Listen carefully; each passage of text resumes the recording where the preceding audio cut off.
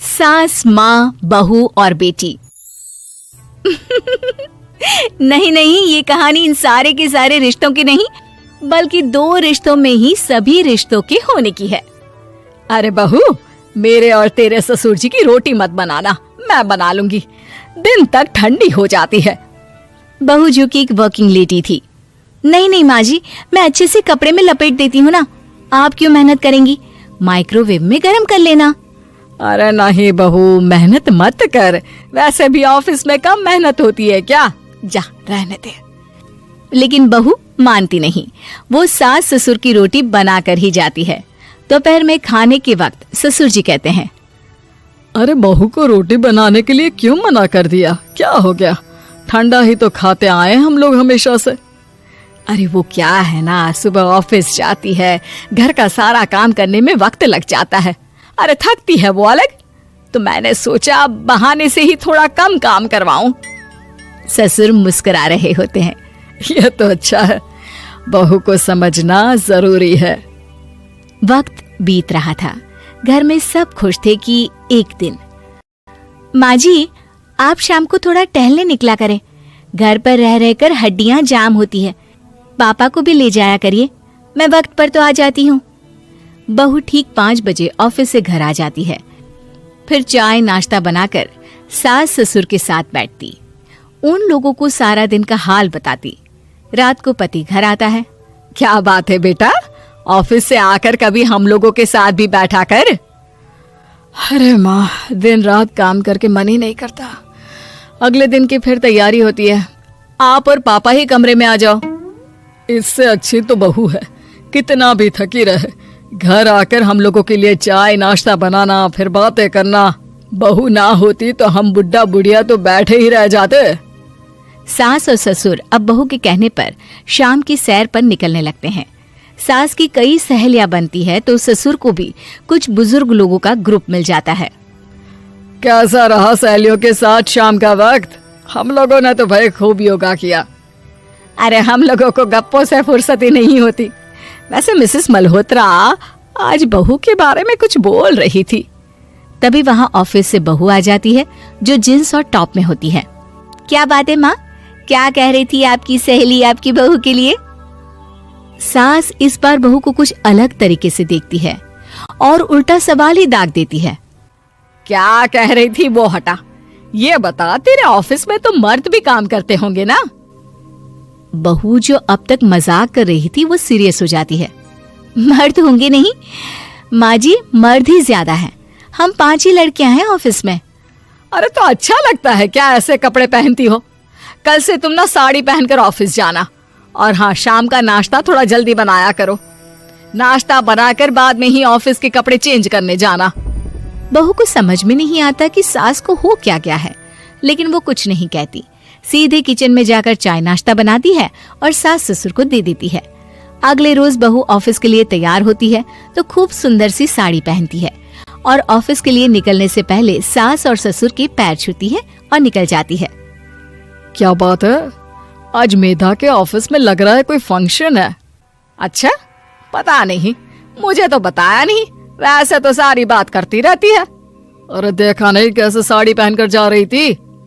अरे वो तो मैंने ही बोला है उसे। अरे अच्छा लगता है क्या रोज रोज ऐसे सूट या जींस में जाना?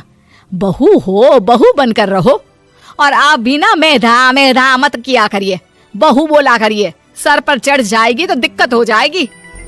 सास अब बहू को बहू जैसा रखने लगती है, हर बात पर रोका टोकी, हर बात पर ताने। क्या बात है, आजकल लेट आ रही है ऑफिस से? अरे चाय के लिए भी देर हो जाती है, हम लोग फिर पार्क में भी देर से पहुंचते हैं। सभी की बहुएं वक्त से चाय नाश्ता करा देती है अपने सास ससुर को, बस एक तू ही है जो उस वक्त ऑफिस से निकलती है। माँ जी, वो एक रास्ता पुलिस वालों ने न जाने क्यों बंद कर रखा है, जिसके कारण ट्रैफिक ज्यादा हो जाता है। मैं कोशिश करूंगी कल वक्त से पहले निकल जाऊं। ससुर देख रहे होते हैं कि बहू अब परेशान सी रहने लगी है। एक रोज, मेधा, बेटी मेधा। जी पिताजी। बेटा देख जरा कौन सी टी शर्ट अच्छी लग रही है। वो क्या है ना, शाम को सब बदल बदल कर टी शर्ट पहनते हैं, मैं भी सोच रहा हूँ कि आज कुछ अच्छा सा पहन कर जाऊं। हाँ पिताजी, ये सही है। ये लाल वाली ना बहुत जचेगी आप पर। मेरे पापा पर भी डार्क रंग बहुत जचता है। क्या चल रहा है? अरे ससुर के सामने घूंघट तो छोड़ो, ऊपर से रंग बताया जा रहा है टी शर्ट का। अरे बहू, कोई संस्कार दिए नहीं है क्या तेरी माँ ने? बहू इस बार बहुत निराश हो जाती है। वो वहां से तुरंत अपने कमरे में चली जाती है। अब बहू घर का सारा काम करती, ऑफिस जाती, लेकिन साड़ी और सर पर पल्ला लेकर। एक बार पड़ोसन उनके घर आती है। वाह सुमित्रा बहन, बहू का तो रूप ही बदल दिया। ठीक किया, बहू बहू जैसी ही अच्छी लगती है। अच्छा चलती हूँ मैं। पड़ोसन के जाने के बाद सास बड़ी अकड़ के साथ कहती है, देखा मेरा कमाल, कैसे मैंने मेधा बहू को कंट्रोल में कर लिया। अब बारी ससुर के बोलने की थी। हाँ सुमित्रा, बिल्कुल ये काम तो किया है तुमने, लेकिन कभी सोचा क्या खो दिया? क्या खो दिया? मैंने तो कुछ नहीं खोया जी। खोया है, पहले बहू जब ऑफिस जाती तुम्हारे पैर छूकर तुम्हें गले लगाती, लेकिन अब सिर्फ पैर छूती है। हाँ जी, ये बात तो आप ठीक बोल रहे हैं। पहले घंटों हम लोगों से बात करती, कमरे में ना जाती, ऑफिस से आते ही खुद की चाय, खाना, नाश्ता सब हम लोगों के साथ करती, सारी बात बताती। लेकिन क्या तुम्हें पता है, बहू की तबीयत खराब चल रही है, वो माँ बनने वाली है। ये बात मुझे बेटे ने बताई कि तुम्हें बता दूं। अब सास की आंख में आंसू थे।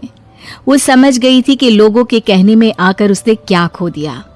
शाम को बहू घर आती है तो माँ किचन में पकोड़े तल रही होती है।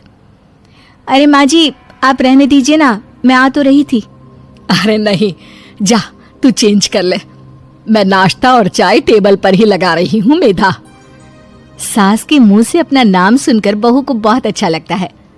माँ जी, कोई गलती हो गई है क्या? मेरे होते हुए आप काम करे, ये ठीक नहीं है।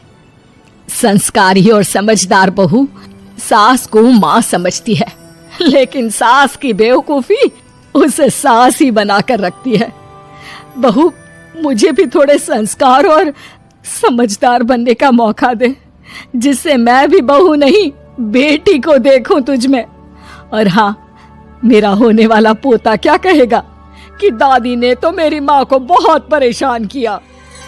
बहू सास को गले लगा लेती है। नहीं माँ जी, वो कहेगा कि माँ को तो दादी ने बेटी बनाकर रखा है।